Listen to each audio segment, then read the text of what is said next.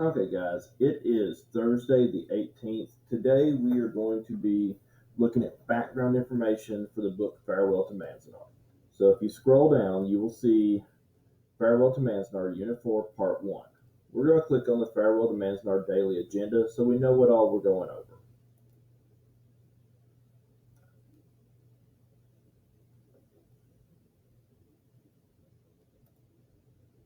So, Farewell to Manzanar by Gene Watasuki Houston and James D. Houston.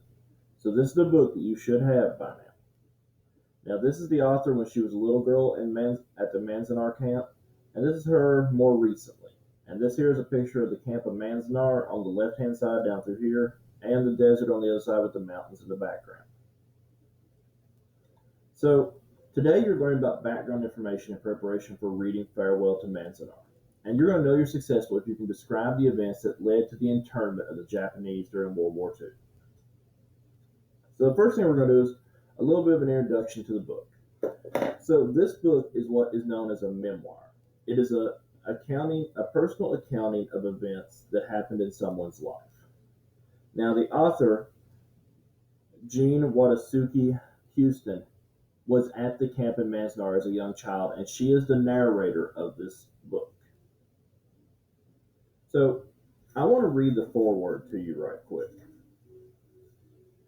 So a foreword is when the author has something to tell you before you start reading the book. When we first considered writing a book about the internment of Japanese Americans during World War II, we told a New York writer friend about the idea. He said, "It's a dead issue. These days, you can hardly get people to read about a live issue. People are issued out." "I know it," my husband said. "I'm issued out myself. The issue isn't what we want to write about. Everybody knows that injustice was done. How many know what actually went on inside? If they think anything, they think concentration camps. But that conjures up Poland and Siberia, and these camps weren't like that at all." So we set out to write about the life inside of one of those camps, Manzanar, where my family spent 3.5 years. We began with a tape recorder and an old 1944 yearbook put together at Manzanar High School. It documented the entire camp scene: the graduating seniors, the guard towers, the judo pavilion, the creeks I used to wade in, my family's barracks. As the photos brought that world back, I began to dredge up feelings that had lain submerged since the 40s. I began to make connections I had previously been afraid to see, and it had taken me 25 years to reach the point where I could talk openly about Manzanar, and the more I talked, the clearer it became that any book we wrote would have to include a good deal more than day-to-day life inside the compound. To tell what I knew and felt about it would mean telling something about our family before the war and the years that followed the war, and about my father's past, as well as my own way of seeing things now. Writing has been a way of coming to terms with the impact these years had on my entire life. To complete the book, we have had to rely on a good deal besides my own recollections. Many people helped make it possible, more than we can name here. We are especially grateful to all the members of the family who shared their memories, and to these friends, Jack and Mary Takayanga, Don Tazawa, and Mary Duffield.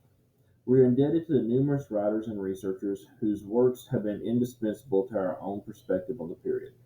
And we thank the University of California at Santa Cruz for a research grant that made it possible to begin.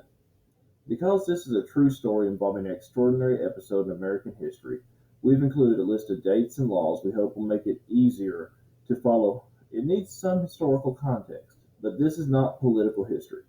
It is a story or a web of stories, my own, my father's, my family's, tracing a few paths out of the multitude of paths that led up to and away from the experience of the internment.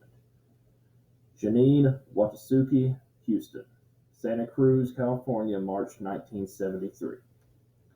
So, this book, like I said, is a memoir. It is the stories of the life they lived before being interned in Manzanar, the life during the internment, and how it affected their life afterwards.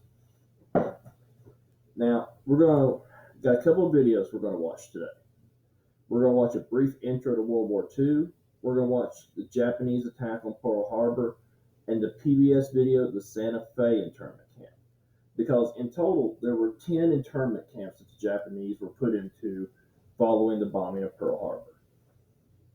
Now, tomorrow we will get into the Japanese internment activity, the intern camp pictures, and the vocabulary exercise.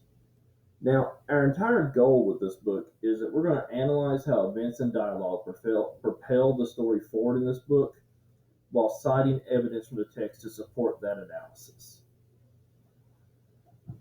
You will have a graphic organizer to help you take notes while you read, and you'll be using that organizer to write summary sentences of every chapter every day. So please make sure that when we go over that graphic organizer, pay close attention and make sure you're doing yours because it will be great. All right. So to find the videos, the easiest way is to come down to, too far. Farewell to Manzanar, Unit 4, Part 1. You have the brief intro to World War II video, the attack on Pearl Harbor video, and the PBIS Santa Fe internment camp video. So if you watch those, you should be ready to start class on Friday and not be behind or not be out of step with everybody else.